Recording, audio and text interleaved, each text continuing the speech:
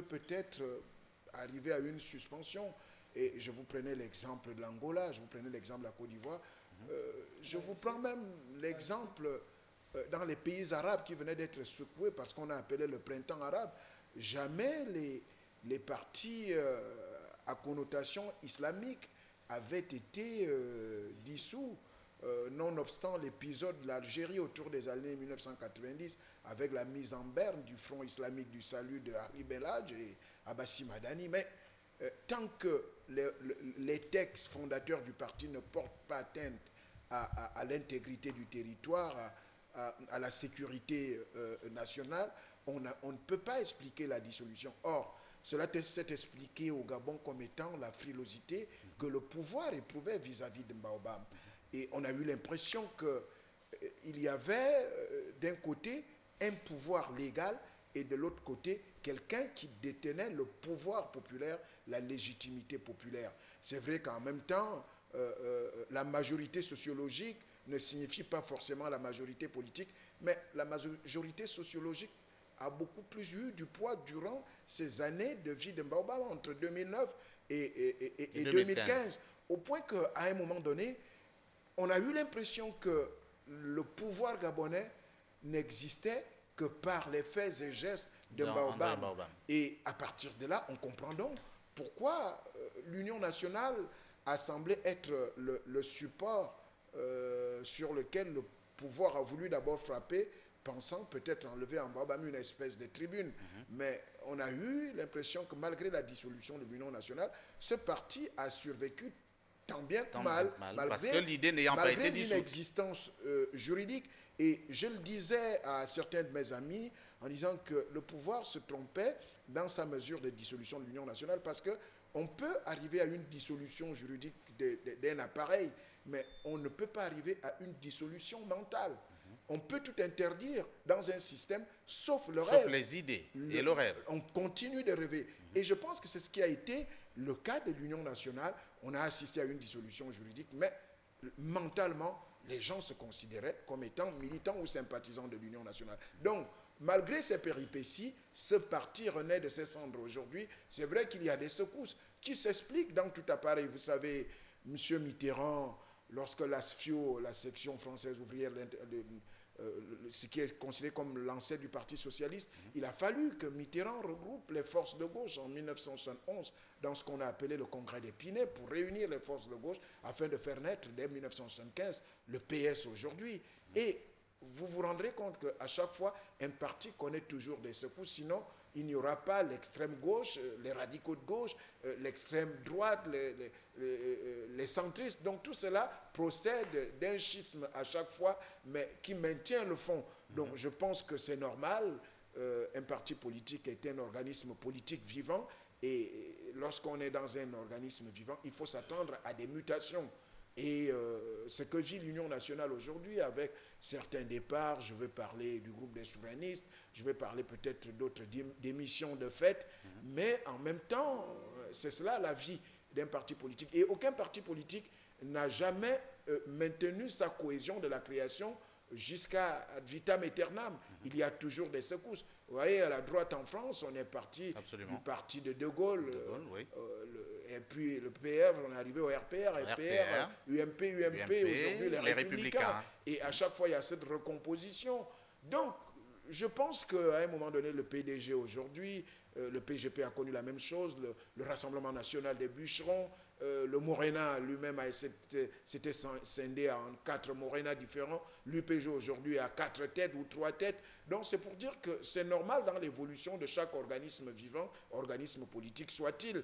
Donc il ne faut pas s'alarmer et dire que l'Union nationale va subir un fait. Mais peut-être qu'à partir de l'organisation de ce congrès, ce parti peut retrouver sa solidité qu'on lui a reconnue dans la première année de sa création. Et en même temps, nous disons que nous souhaitons bon vent et bon congrès à l'Union nationale et que cette formation politique reste d'abord aussi un des points forts de l'héritage d'André Baobab. Même si ceux qui sont partis, je pense qu'ils ont toujours le cœur dans ce qui se passe au niveau de l'Union nationale. Voilà. Avant de passer la parole à Télésphore Bamgomo, je reviens un tout petit peu sur Jean-Gaspard Toutoum. Vous avez évoqué quelque chose à l'instant, c'est cette pression que le pouvoir a exercé aussi bien sur l'Union nationale que sur André Mbaobam personnellement, une pression double, hein, aussi bien sur sa tribune et sur sa personne. Alors, il y a, Jean-Gaspard, une anecdote que vous pouvez nous évoquer, et tout le monde a vécu cela, c'est la levée de l'immunité parlementaire, justement, au niveau de l'Assemblée nationale, et on se souvient encore qu'à ce moment précis, il a été interdit à André Mbaobam de rentrer au Palais du Peuple. Oui, c'est vrai que la levée de l'immunité parlementaire d'André Mbaobam a été un moment assez particulier de la vie politique de ce pays. Un moment très tendu, il faut le dire. Jonathan le disait tout à l'heure, en réalité, Ali Bongo a eu beaucoup de difficultés parce qu'il s'est senti humilié en 2009 par la performance d'André. Une performance inattendue. Une performance politique inattendue. Il l'avait sous-estimé, pensant qu'il détenait tous les éléments de l'appareil d'État qui lui permettaient en réalité d'être élu haut la main. Et il n'a pas compris qu'André, qui, je prenais parfois l'expression avec quelques-uns, avait ouvert une petite PME pour aller à l'élection présidentielle, puisse l'humilier à ce point, lui qui était porté par la grosse multinationale PDG. L'artillerie lourde. Il l'a très mal vécu. Et à partir de là, en réalité, André Mbaobam était devenu une obsession pour lui. Et la levée de l'immunité parlementaire, qui fait suite en réalité au procès contre André, a été un moment où André devait aller s'adresser à ses pairs, parce qu'il avait été réélu député quelques mois avant. Et devait les mettre au devant de leurs responsabilités. Je me rappelle de mémoire dans ce propos qu'il attirait l'attention de Guy Zubadama et de feu Mara Abila en leur disant nous venons tous de quelque part. Et c'était en 2011, hein. Nous sommes en 2015. J'aimerais que Zouba relise ce texte. J'aimerais qu'outre-tombe, Mara se remémore ce texte. Paix à son âme. Et on verra qu'effectivement, il y avait chez Mbaobam, au-delà du talent politique, un niveau de réflexion qui est celui de l'intellectuel au sens premier du terme. Et ce texte est plus celui d'un intellectuel que celui d'un leader politique. Vraiment, je pense que s'il y a un texte que je recommande aux Gabonais sur l'idée que Mbaobam avait de la liberté, de la politique, du droit, c'est le texte de la levée de son immunité parlementaire. Voilà, le texte sur la levée de l'immunité parlementaire que nous nous efforcerons d'obtenir. Hein, et ainsi, nous l'interpréterons ensemble. C'est une promesse que nous vous faisons ici à la télévision du futur. Télésphore Bamgomo se rendra bien compte que finalement, tout ce qui a été dit, tout ce que l'homme disait était plutôt... on avait du mal à faire cette démarcation entre l'intellectuel qui parlait et le politique qui parlait, mais souvent mal compris. Alors, avant d'abord de répondre à votre interrogation, j'aimerais quand même apporter quelques éléments rectificatifs concernant les propos de Jean Gaspard. Alors, Jean Gaspard disait, quand votre père s'en va, il ne faut pas habiter la maison du voisin. C'est vrai, c'est vrai. Mais je me souviens aussi, si on veut imposer, sinon apposer ou juste exposer cette réalité au cadre d'Mbaobam, qui considérait Omar Bongo comme son père. Cela voudrait dire que logiquement, André n'aurait pas dû quitter le PDG. Mais non, alors je ne vais pas aller sur cette ligne parce que André avait dit quelque chose à son retour de Barcelone, dans un hôtel parisien où j'avais été personnellement invité. Il disait... C'était un honneur pour vous alors? Je pense qu'il avait beaucoup d'estime et d'admiration pour moi. D'accord. Je peux quand même m'enorgueillir. Bien sûr. Alors, je disais ceci, il disait ceci précisément. Il disait, un homme politique crée un parti politique pour ses ambitions personnelles. Alors, Omar Bongo, et il répondait en disant, Omar Bongo avait créé le PDG pour ses ambitions personnelles. C'est donc pour laquelle, lui, André, il ne se veut pas, avait pas allé se présenter dans aux élections présidentielles comme sous la bannière du PDG. Alors, donc, j'aimerais quand même apporter quelques petits réflexions concernant ce qu'a dit Jean Gaspard. Et effectivement, il faut dire la vérité, il faut dire que on avait du mal à faire la différence entre André l'intellectuel et André l'acteur politique. Pourquoi? Parce que pendant de très nombreuses années, André a donné une image de lui, une image publique, qui n'a pas toujours été reluisante.